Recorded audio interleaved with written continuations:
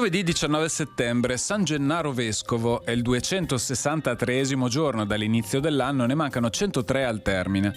Il sole sorge alle 6:54 e tramonta alle 19:14.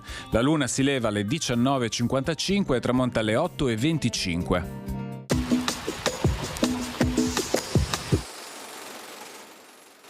Il 7 ottobre, giorno di Santa Giustina, viene dichiarato festivo in ricordo della vittoriosa battaglia di Lepanto. Ogni anno il doge dovrà visitarne la chiesa e dovranno essere dispensate alla signoria delle monete d'oro chiamate appunto giustine.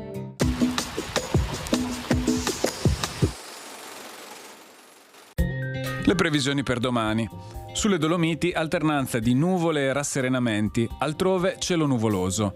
Precipitazioni.